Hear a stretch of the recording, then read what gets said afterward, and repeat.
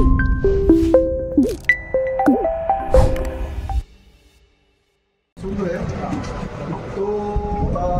हम सभी पार्टी के, अरे संदीप राणे येणार होता, आला का नहीं?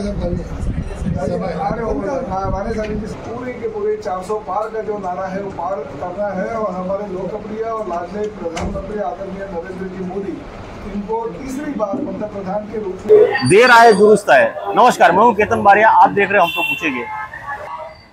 आखिरकार मीरा भाईंदर ओला मांझीगुड़ा लोकसभा क्षेत्र को अपना अधिकृत उम्मीदवार मिल ही गया और उस उम्मीदवार के नाम पर एकनाथ शिंदे की शिवसेना के नरेश मस्के का नाम पे मोहर लग चुकी है।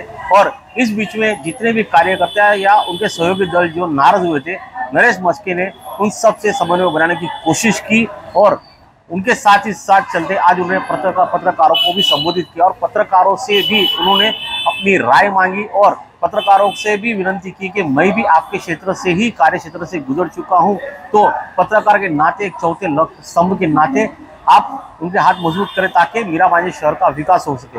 आइए जानते हैं कि अपने कार्य के बारे में और लोकसभा क्षेत्र में किस तरह से वो लड़ेंगे और कम दिनों में, महज 14 दिनों में उनको एक बड़ी लंबी इनिंग खेलकर ये मैच जीतने, तो किस तरह से वो जीतेंगे, क्या आखिर उनकी रणनीति। मैं नरेश मस्के यहाँ ठाणा लोकसभा से शिवसेना, भाजपा, राष्ट्रवादी, मनसे, आरपीआई युति से चुनाव लड़ने के लिए उम्मीदवार के तौर पे यहाँ खड़ा हूँ।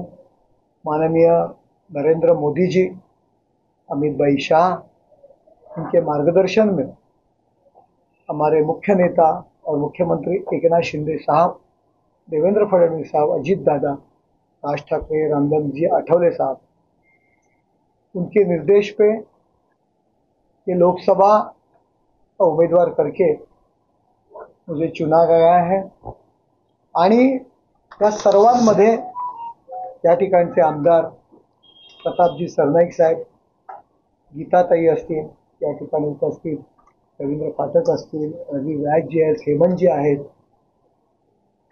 नरेंद्रभाई मेहता आहेत, किशोरजी आहेत, देवेंद्रजी आहेत, या ठिकाणी आमचे सगळे राजीव भोईर आहेत, अरुण कदम आहेत, मांजरेकर आहेत, त्या सगळ्यांच्या या सगळ्यांच्या मार्गदर्शनाखाली या विभागामध्ये आज मी आलेलो आहे। फार कमी दिवस आहेत, तर कम दिनों में, कम गेंदों में मेरे को मैच जीतने का है। तुमच्या सगळ्यांचं सहकार्य आणि शुभेच्छा या फार महत्त्वाच्या आहेत। ठाणे महानगरपालिका क्षेत्रामध्ये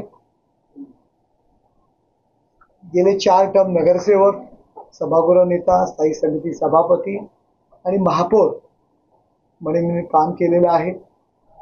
मीरा भाईंदर मध्ये पूर्वी जेव्हा नगरपालिका होत्या तेव्हा शिवसेनेचा एक प्रतिनिधी म्हणून या ठिकाणी धर्मवीर आनंदीगे साहेबांच्या आदेशानुसार निवडणुकांमध्ये मी, हेमंतजींना या गोष्टी माहिती आहेत, या ठिकाणी मी यायचो। त्यानंतर दिगे साहेबांच्या निधनानंतर सुद्धा ज्यावेळी सीताराम भोईरांची जी निवडणूक दिगे साहेबांची जेव्हा होते त्यावेळी सीताराम भोईरांच्या निवडणुकीमध्ये सुद्धा त्यावेळी त्यांचा विजय झाला होता। एक शिवसेनेचा एक संघटक पदाधिकारी म्हणून सुद्धा या ठिकाणी मी असायचो। त्यामुळे पदाधिकाऱ्यांशी, बऱ्याच जणांशी तसा कॉन्टॅक्टमध्ये असतो। नवी मुंबईमध्ये शिवसेनेचा संपर्क प्रमुख म्हणून काम केलेलं आहे, निवडणुकांमध्ये पक्षाचा प्रतिनिधी म्हणून त्या ठिकाणी काम केलेलं आहे।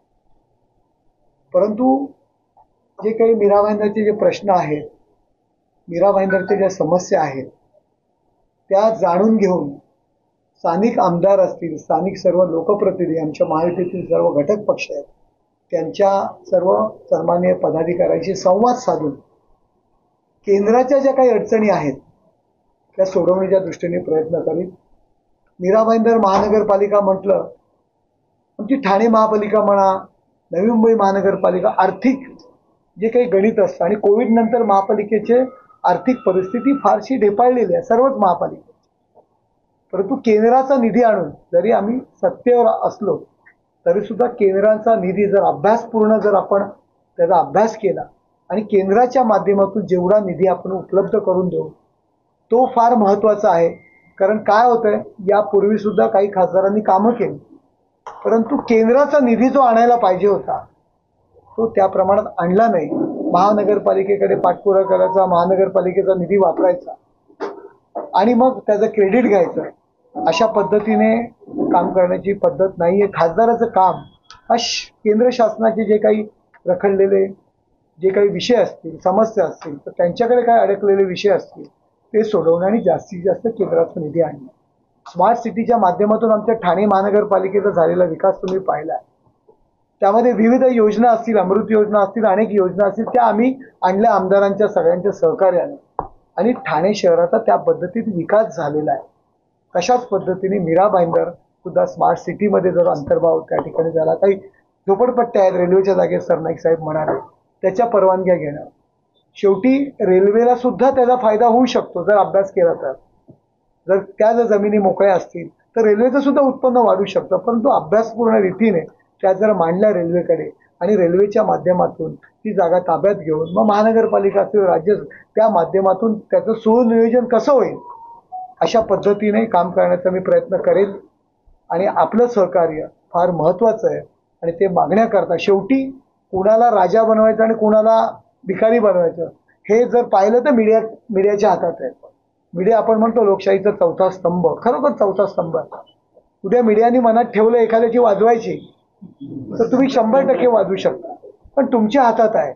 लोकांचा तुमच्यावरती विश्वास आहे. मला असं वाटतं की मी जरी नवीन असलो तरी सुद्धा मला तुम्ही सांभाळून घ्या, कारण एकेकाळी आयुष्याची सुरुवात मी मीडियाचा प्रतिनिधी म्हणून केलेली आहे. सामनामध्ये मी लिहायचो, या ठिकाणी सामनाची काही मंडळी होती, बऱ्याच जणांना माहिती आहे. त्याच्यानंतर स्वतःचं एक साप्ताहिक होतं, ठाणे सत्तासारखं माझ्याकडे कॅम्पेन असं मोठा ब्रँड माझ्याकडे होता. आणि अशा पद्धतीमध्ये आयुष्याची सुरुवात केलेली तुमच्यातलाच एक माणूस आहे. आपण मला आपला आशीर्वाद ठेवावा एवढीच या ठिकाणी मी विनंती करतो. आणि या ठिकाणचे स्थानिक पदाधिकारी, स्थानिक नेते आहेत, यांच्या मार्गदर्शनाखाली नक्कीच या मीरा भाईंदरसाठी या विकासाच्या दृष्टीने प्रयत्न करेल एवढं मी आश्वासन या ठिकाणी तुम्हाला मी देतो.